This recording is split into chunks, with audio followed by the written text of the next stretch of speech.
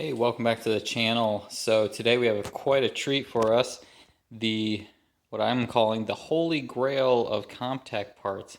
It's arguable whether this is the holy grail or not, because some people may say the supercharger is, but in my experience, the supercharger is more readily available. I've seen a number of superchargers, as well as people who actually have offered me a pretty good price on superchargers.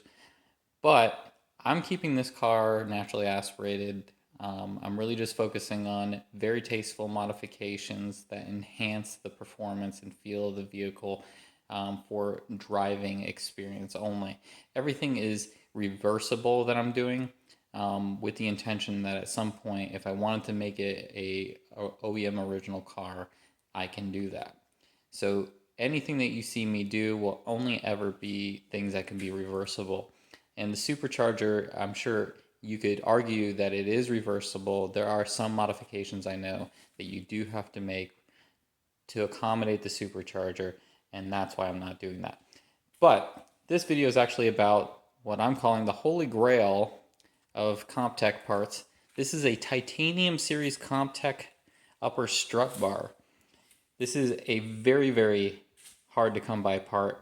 I think I've only seen two of these ever. This one and one other one come up for sale recently. And this one right here was a good price. The price that I paid on this was $300 plus shipping, so approximately $330 all in with fees. And the other one that I saw come up for sale was $750, just to give you an idea. And I don't think that included shipping. So this is a real titanium bar that has billet aluminum ends and billet aluminum attachment points and hardware. Well, not billet aluminum hardware, but you can see that the hardware is of aluminum quality or maybe even stainless steel. But either way, this part right here is super, super rare to come by. And today, we get to install it on this car. So you can see the OEM factory upper strut bar here is really accessible. There are a few things that we need to consider when we remove the OEM one, which is a couple wiring harnesses that attach to the OEM bar that we're going to need to remove. So we want to be very delicate not to scratch this bar, because as I said, we may want to go back to it at a later point. So there's a couple of attachment points here. You have obviously your upper strut right here where the bar attaches to, but also it goes underneath the windshield cowl here where the wiper blade's attached to, and that has to be removed too. So I'm going to go ahead and remove that. I'm going to get the bar out, and then we'll pick up with where we're at and what we've learned with the removal of this upper strut bar. Okay, here's our OEM strut bar. So this one is interesting because there's a lot more provisions within this bar that have the ability to hold tubes, like breather tubes, as well as wiring looms, whereas the Comptech version appears not to have these. Another good call out is this right here. This, I believe, is for the cruise control throttle cable that routes just around the strut bar, and it's actually just a little holder. So that is not available from what I can tell. Funny enough, though, on this side, this does seem to be provisioned within the Comptech bar. This is for fuse and relay box located on the passenger side. So now that we've got this installed, let's take a look at what the engine bay looks like now. And this is a good area to focus on. So on the driver's side, there are a number of hoses, as well as lines just in general, as well as this wiring harness that goes through here. And as you can see, a lot of the attachment points are the bar that has just been removed. However, on the Comptech version, you don't see that. So it'll be interesting on how we address that. My thought is initially just zip ties, but I want to make it look like it's, intended OEM Plus upgrade or performance upgrade Whereas if you just have this laying around within the engine bay, it doesn't lend itself to a nice look and overall appearance. And I do want to focus on that just a tad bit. I don't want this to look cheaply done. So the next step here is to clean up the top of the strut bar right here and go ahead and get ready to mount the Comptech titanium upper strut bar. Okay, here's the finished and installed product. It was a little bit more difficult than I was originally anticipating. So the way I had to install it was go ahead and attach the arms to it, but keep it loose. And then this bolt right here that attaches the bar to the actual aluminum brackets right here, that one you want to keep loose on both sides.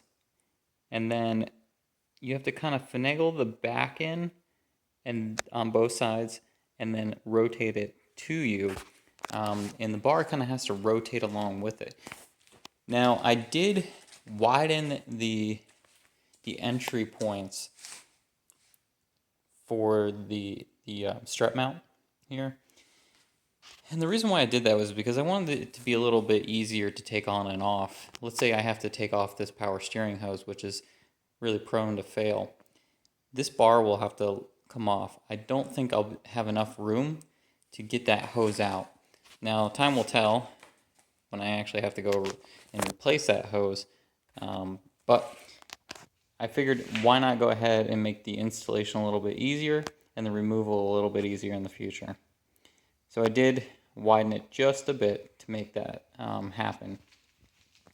Now the interesting thing is that just like you would anticipate, this is a used product, so whoever had it prior to me also probably struggled with the install. And there are two titanium, I'm assuming that they're titanium, but they could be aluminum, bolts that go on here and here that attach the arms to the actual strut bar. Now these I had to chase using a tap and a die on both the hole and the nut, or the bolt, so that the installation of that was a little bit easier because it felt like it was cross-threading, and it was likely because of the angle that I was working in. So what I did was I removed the entire bar, kept, like I said, these arms on, but kept it really, really loose on both sides. That way I can manipulate it a little bit easier. Now the easiest part of this was honestly the top part. The holes line up perfectly, and then you just go ahead and tighten it down. Same with this side and same with this side. Once you get them on, it's easy, as you would imagine. Now I did have to remove this because you don't have enough room to get in there to tighten those bolts up because I left them loose.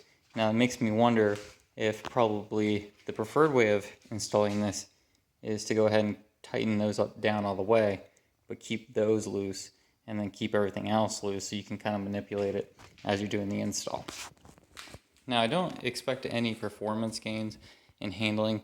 This is more of a cosmetic. Obviously it's stiffer. The entry and the bridging is a little bit stiffer than OEM because the OEM one's aluminum. This is titanium with billet ends. So likely it does create some more rigidity, but it kind of gives that Comptech performance look, kind of nice, shall we say, presentation. So we have the headers down here, and we have the ice box there, and now we have the bar there. You know, if I had the supercharger, obviously that would be another bonus, but as I've mentioned, this is going to remain naturally aspirated and not do forced induction. If I was to do forced induction, it'd probably be another car. So that does it for this video. I will say one more thing. If you decide to widen it to make installation and removal a little bit easier, I used one of these on a drill. Otherwise, that's the installation of the Comptech titanium strut bar.